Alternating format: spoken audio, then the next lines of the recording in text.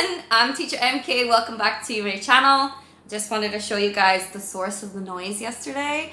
So this is Honey. She is a girl and she is very hyper all the time. And this one is Bo and he's Mummy's boy. And they're probably going to be playing in the background again today. So sorry about that.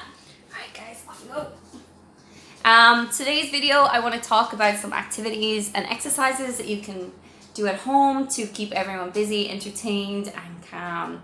The first thing I want to talk about is something that I learned when I was training my dogs. Actually, I read online that no meal should be a free meal, aka they have to do a task before they get their meal. Now, I am not suggesting that you make your kids do tasks in order to be fed at home, but there are things that you can give them that are rewards and that a teacher would definitely use in the classroom as well. So it could be something like giving out materials, being able to clean the board, being first in the line at break time, that kind of thing. And there's plenty of examples like that at home. It could be who gets to decide what movie or music you're going to listen to, who gets the last slice of cake, who gets to go first at something, and who gets a special task. So it's great to try and use things as rewards at home, even things like time spent on technology, that is a reward, and there should be some sort of task or some sort of goal achieved before they get that. Another thing I want to talk about is praise. Praise is really important when you first start teaching. A lot of teachers spend a lot of talking time noticing unacceptable behavior instead of noticing really good behavior, and actually praise works much better than constantly noticing when things are wrong. So you should spend 90% of your time noticing when your kid is on task or doing something great, and make sure you acknowledge that and be very specific. So instead of saying, hey, good job, good boy, be more like, oh my goodness, Luke, you've done all your homework, your writing is really neat, you sat in your chair really well, I'm so proud of you. It's the same for adults when we're at work. If we've worked really hard and our boss acknowledges us, we feel much better about the situation. And the last thing I want to talk about is chores. Chores are really important to start learning from about the age of 5, but even 3-year-olds can do age-appropriate chores at home. I like to instill money with my primary school students. So I have fake money. When they do a chore, they get a salary. And then a couple of times a week, they get to take something out of the tin. It could be a piece of candy, it could be a piece of stationery, something fun for them to have. I do not include cleaning up toys as a chore. I feel like that is a responsibility, and there's plenty of other chores in the house that they can be doing. And now let's move on to activities. The first activity of the day that I would like to talk about is Monopoly, or any kind of board game. You can print them off online. This is my example. You can see that it's quite colorful, and I have a question mark and a drawing section, and I have little cards that I place on here. The whole thing took me about 10 minutes to do. It really doesn't take long. Each of the boxes have a number in them, and the number specifies a question. So for example, it could be number 1, describe your perfect day. Number 2, talk about something you're worried about. Number 3, make up a new animal, tell me about it. So it could be really deep, meaningful questions, or it could be something silly. For drawing, if they pick up a drawing card, they have 20 seconds to draw what that is, and then everyone has to guess what they have drawn. I often put a few funny ones in there, like draw a poop, or draw a toilet, or something like that, to break up the game. We also have question mark. When you get a question mark, it's normally something physical that you have to do.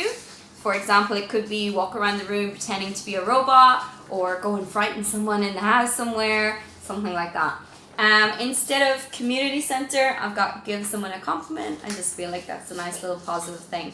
Every time they accomplish whatever box they've landed on, they get $1, and at the end of the game, whoever has the most money wins. I think this is a great way for kids to learn about their parents and ask their parents questions that they wouldn't normally think to ask them, and for parents to check in on their kids, like see, do they know what's going on in their lives right now.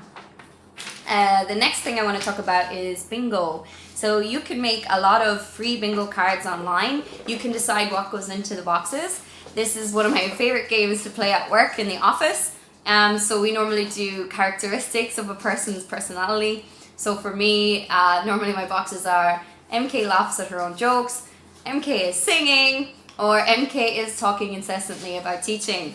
So as those happen, you get to cross off that box, and whoever gets a line or a diagonal first is the winner. So what is the prize? Normally we have a jar in the office, and if someone points or says someone's name, they have to put money into that jar, and then the winner wins it. Obviously at home, maybe you're not going to have that specific type of way. What you could do is you could give everyone the same amount of money at the start of the game, fake money again, and they have to put it into the jar, and then whoever has the most money gets to pick what movie you watched that evening or something like that. Types of forfeit behavior that you could have: anyone who says mommy, mommy, mommy has to put $1 in the jar. I'm sure some of you are sick of hearing that at the moment. Yeah, definitely. The next one is races. Races are a great way to get your kids to accomplish tasks. For example, putting on pajamas. Sometimes at the end of the day, we're already a little bit tired. We don't want to put our pajamas on. But if you put on some Mission Impossible music or some Pink Panther music and you make it a race, suddenly everyone is a lot more inclined to put their pajamas on.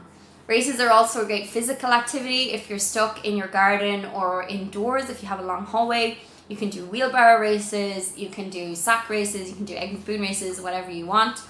If you don't have enough space for 2 children to run at once, get a timer on your phone. They will still love it, I guarantee. Math. Math is something that so many kids struggle with, and I definitely recommend that of all the subjects you keep up at home during the break, please keep up math. It's really beneficial if they're doing it gradually all the time. Find out what they've got in their book right now and give them something similar. Normally, I like to hide the Wi-Fi password on my nieces and nephews, and then they have to do a certain amount of sums to get them. It can be really basic addition, or if you have an exam student in the house, they have to do one exam question from the previous year's exam on the math paper to get that day's Wi-Fi. Next, I want to talk about reading. There's so many free apps right now. There are apps that have all the classics on it, like Pride and Prejudice, Sherlock Holmes, that kind of thing. And then there's loads of kids' books that are free online as well. And celebrities right now are reading stories online to kids for free too, so check that out on YouTube. Another thing I like to do is videos. So before lunchtime, 15-20 minutes before lunchtime, kids might get a little bit fussy, they might be a little bit hungry, they might start to whinge a little bit. It's a great time to stick on a science, geography, history video and sit them and let them watch it. And make sure you give them a task. Okay, you're watching this video now, but at lunchtime you need to be able to tell us 3 things that you learned in this video. So they get really excited about that because they're teaching you something and they're way more inclined to get really interested in the video. Next, I want to talk about sensory stories. Sensory stories are really great if you've got a child who's a little bit ill, maybe they're having an off day, maybe they're just having a bad time, need to chill out, calm down. So I get my students to sit in front of me in a big line and I tell them a story. And as I'm telling the story, they have to draw that story on the person in front of them back. So they're not just getting the listening skill going, but they're also getting that little bit of sensory feeling. Someone drawing on their back, is they really enjoy it.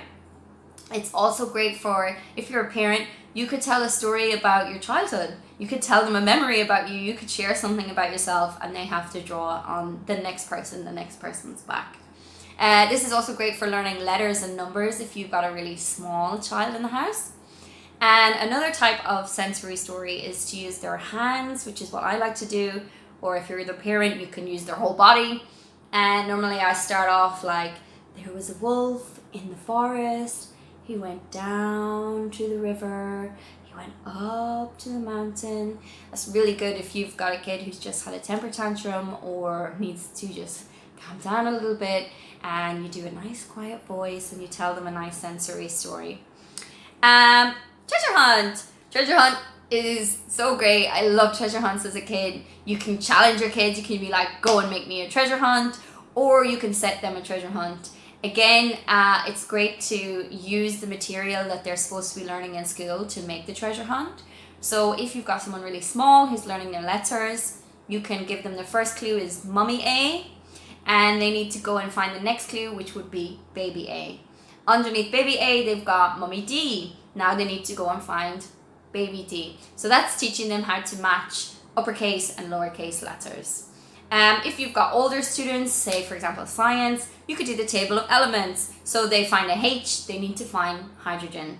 Under hydrogen, they have Fe, they need to find iron. This is a great way to trick them into learning. And of course, there could be a little reward at the end of the treasure hunt. Bomb game! Bomb game makes everyone super competitive. This is an example of how I do bomb game. This is hidden from the students. They do not get to see this. They get a blank grid and they do not know which box is which number.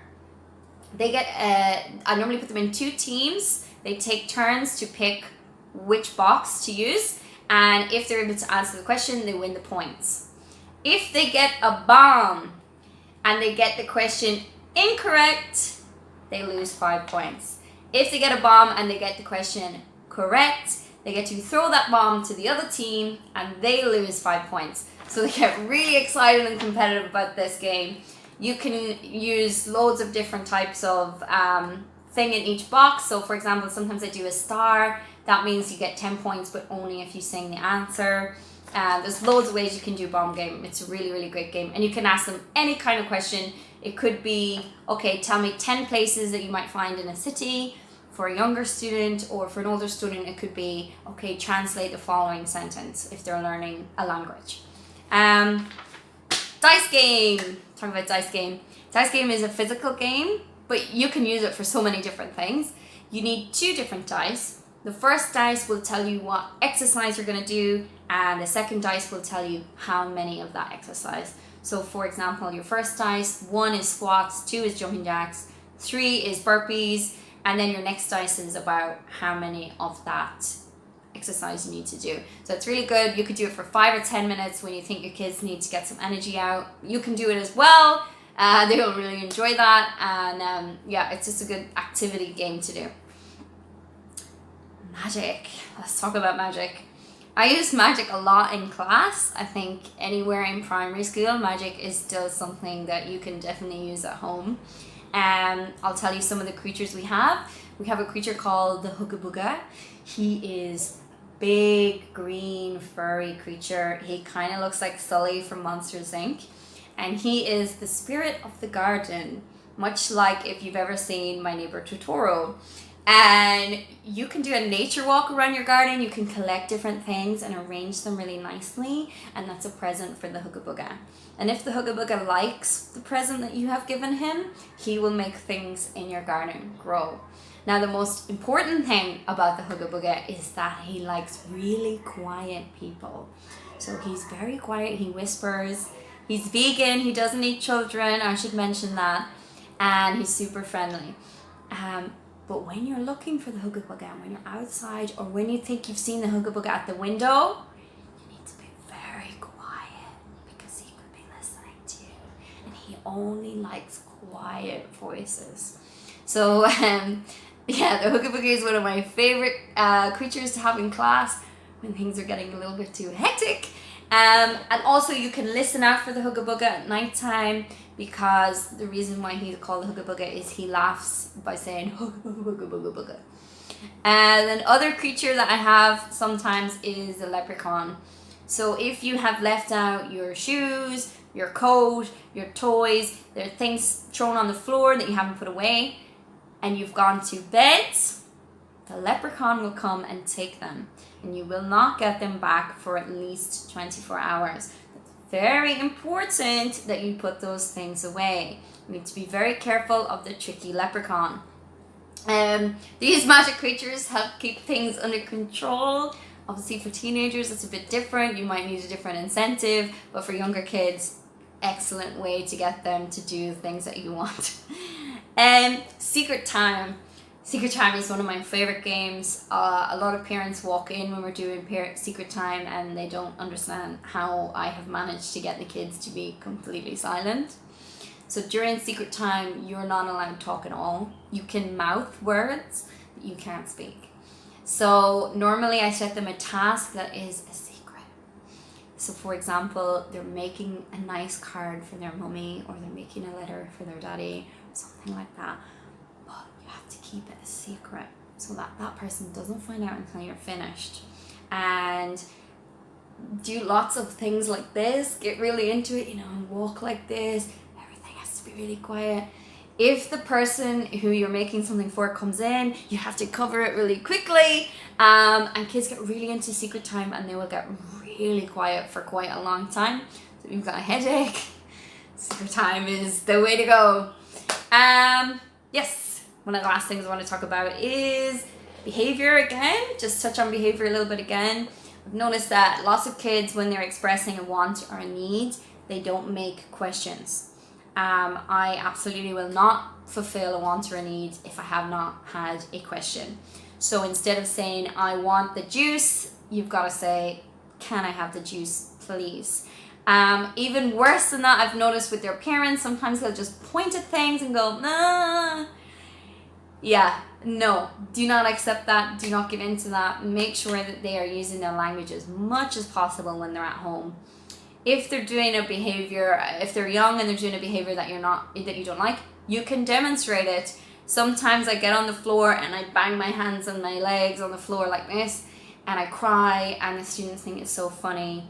And then I ask them afterwards, do you think this is a good idea? And they're far less likely to act like that in the future, because they're like, yeah, teacher looked pretty stupid when she was doing that. Also modeling. Modeling is super important. If you want your kids to say please and thank you more, then you need to say please and thank you more. If you want your kids to sit down, then you need to sit down. Whatever it is that you want them to start doing, you need to be doing yourself. Finally, I want to talk about something that's really important to me. I come across this so much in class. I'm sure parents are completely unaware of this. Biases and prejudices. I believe in raising global learners in my class.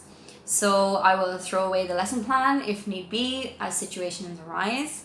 But I will give you some examples of some things that kids have said to me in class. Some of them might shock you a little bit, but remember, still figuring out the world.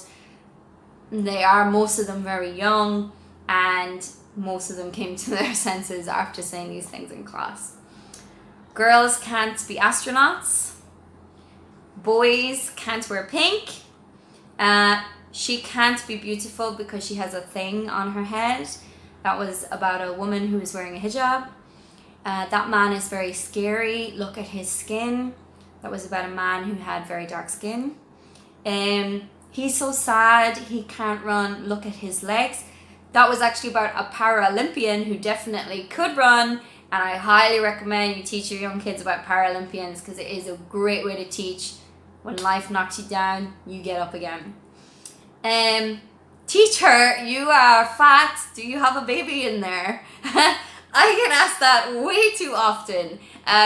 Normally I tell them it's food, baby. But yeah, talk to your kids about words they should and shouldn't use about other people.